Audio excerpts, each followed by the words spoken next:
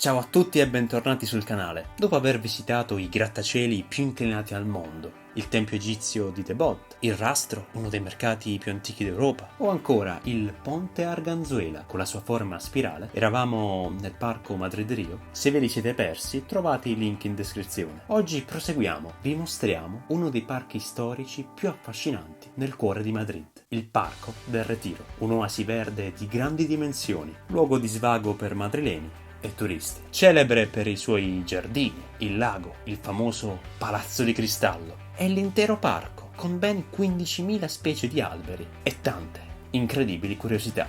Tutto questo però tra un attimo, dopo la sigla.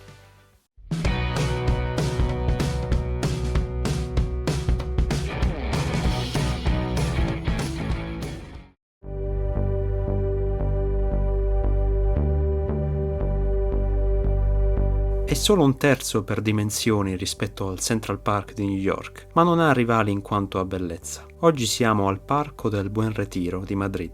In spagnolo retiro significa rifugio, luogo di serenità, come era nei desideri del suo committente, Re Filippo IV, che ne fece luogo di svago, lontano dagli impegni reali. È il principale parco della capitale, patrimonio dell'umanità UNESCO, perché è oasi storica. Ma perché gode di tanta fama? Innanzitutto per la sua posizione centralissima, a poca distanza dalla stazione di Atocha, contiguo al Museo del Prado, costeggiato dalla Calle Alcalá, la principale arteria urbana della capitale iberica. Ma a parte questo, per la sua superba bellezza e armonia, terza attrazione turistica dopo Puerta del Sol e Plaza Mayor.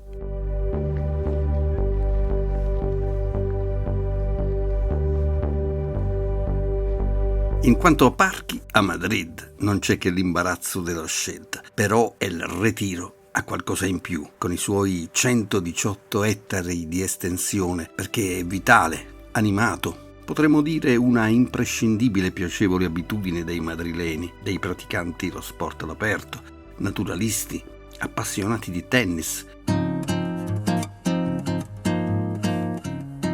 o solo pigri in cerca di relax.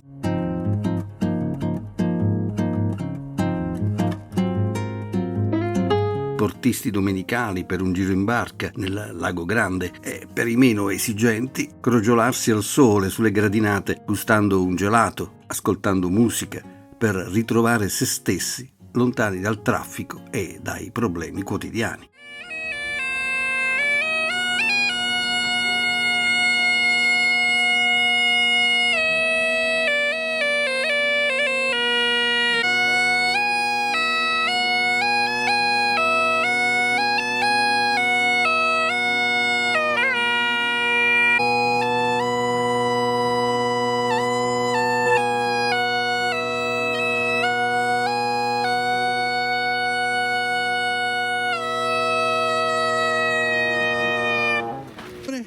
O Florentino. Florentino.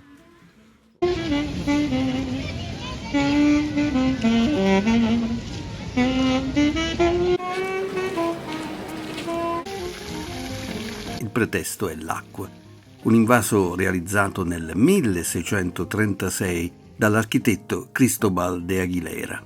Un tempo era scenario di spettacoli acquatici, battaglie navali, in voga nell'antica Roma, ma anche arsenale per la costruzione di imbarcazioni.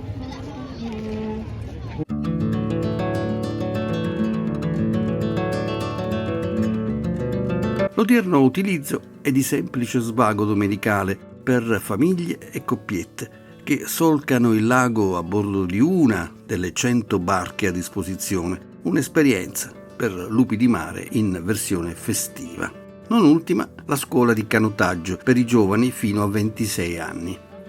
A dominare la vista del lago, dove un tempo il tenore Farinelli dilettava con la sua voce la corte di Filippo V, il monumento per ricordare il monarca Alfonso XII, il figlio della regina Isabella II, un monarca illuminato ricordato come il re soldato o il re pacificatore. È una figura imprescindibile nelle istituzioni culturali madrilene, il protettore degli artisti del suo tempo, ai quali riservava anche un vitalizio. Erano altri tempi, che dite? Tutto qua, vi direte? Ebbene no, perché il Palazzo di Cristallo è il pezzo forte del parco. Si tratta di una singolare struttura in vetro e ferro, datata 1887, in origine serra gigantesca per maestose piante tropicali. È riconvertito, siamo ai nostri giorni, in sala espositiva di arte contemporanea, sede distaccata del Museo Reina Sofia.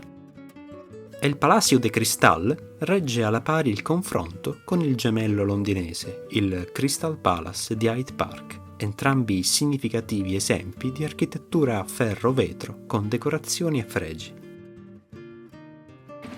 Attualmente la creazione dell'architetto Ricardo Velázquez non è visitabile e in parte si cela dietro originali e colorate pannellature raffiguranti momenti e luoghi della quotidianità madrilena.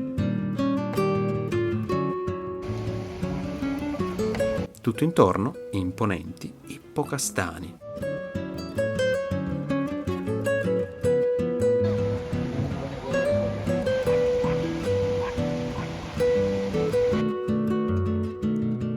Si specchiano nel sottostante lago, habitat di cigni neri e bianchi che familiarizzano con la gente.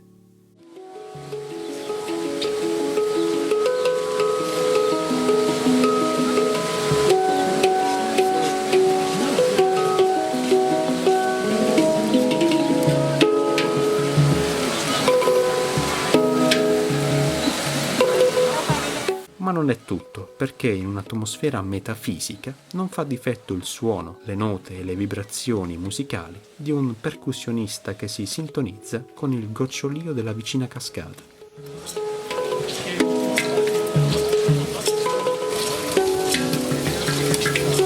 Il passaggio in caverna, avvolti da piante lacustri, è un'esperienza rilassante e romantica allo stesso tempo, in un contesto di naturale bellezza e armonia, decisamente a costo zero.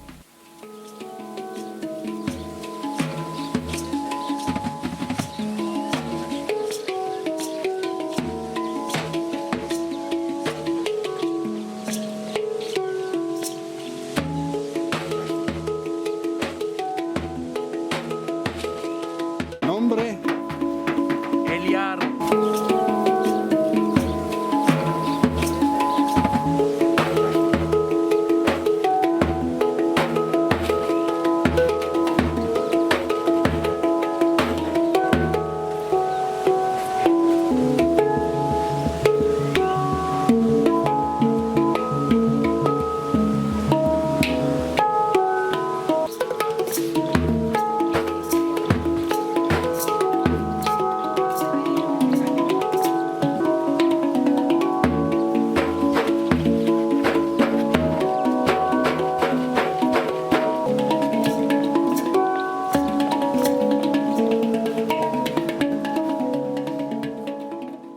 Ma il Parque del El Retiro non è solo questo. Ospita qualcosa come 15.000 alberi di ogni specie, tra magnolie, melograni, platani, olmi, ginkgo biloba, pini di Aleppo, cedri dell'Atlante, acace, tanto solo per darvi un'idea. Ma nel giardino del parterre c'è lui, il veterano, con 400 primavere alle spalle. Il cipresso calvo, chiamato così perché a differenza dei cipressi comuni, in inverno perde le foglie. È di fatto un monumento naturale vivente, detto anche l'albero della notte triste, perché durante l'occupazione napoleonica della Spagna, sui rami più alti si arrampicarono gli osservatori dell'artiglieria francese per guidare la mira dei cannoni, da qui l'albero della notte triste. Prima di abbandonare il Retiro, parliamo della Casa Arabe, prospicente Calle Alcalá, dall'insolito stile neo-mudéjar. Si tratta di un'importante istituzione culturale per promuovere la conoscenza del mondo arabo attraverso mostre, corsi e workshop. In estate una sosta merita la terrazza panoramica, ma soprattutto il ristorante libanese Shukran, con piatti tipici medio orientali a prezzi decisamente appetibili.